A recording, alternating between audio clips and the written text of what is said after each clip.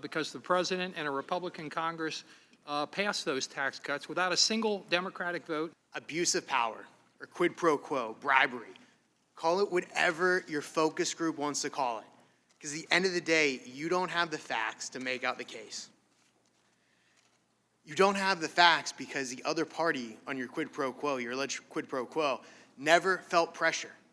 We have a primary document, a primary source of information that is the transcript of the call that shows there was no connection. We also have the other party, President Zelensky, who said at no time did the Ukrainians feel any pressure to have an investigation. Worse than President Nixon, President Trump pressured a foreign government. I take issue and insult that one would suggest the work of this committee is about a dislike for those who voted for President Trump.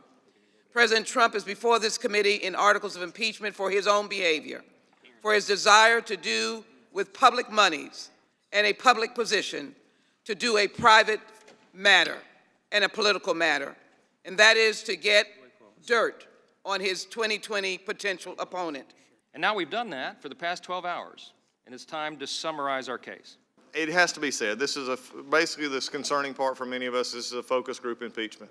When you couldn't make, as one of my colleagues, Mr. Richmond said, quid pro quo is not something we all use, but bribery is something somebody understands. Extortion is what somebody understands.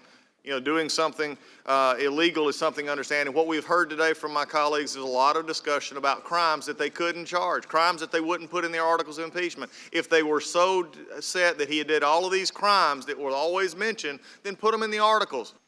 The Department of Defense said that Ukraine had passed their review. President Trump sought an announcement of political investigations in return for performing two official acts. Number one, he conditioned release of vital military assistance in Ukraine on President Zelensky's public announcement of the investigations. Now imagine if there was a mayor who withheld critical dollars from a police chief to fight terrorism until that chief went to a microphone and simply announced an investigation of the mayor's political opponent.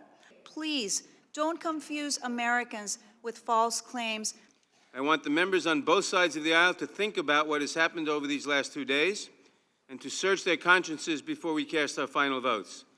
Therefore, the committee will now stand in recess until tomorrow morning at 10 a.m., at which point I will move to divide the question so that each of us may have the opportunity to cast up or down votes on each of the articles of impeachment, and to let history be our judge. The committee is in recess.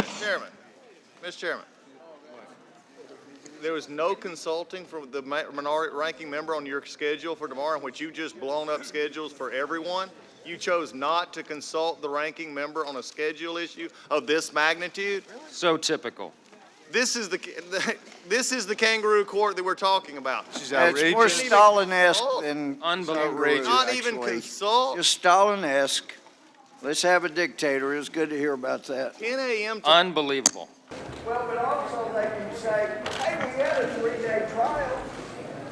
We didn't have any fact witnesses, but we had a 3-day trial. That was the most Bush League play I have seen in my life, because they want to simply get it back on the cameras because it's after 11 o'clock tonight and they don't think enough people is watching. I have never seen anybody want to get in front of these cameras more than this group right here, because they don't have anything to impeach this president on. They don't have anything that they can move on except do Bush League stuff like this. Anybody in America, this should show the American people why this right here is wrong.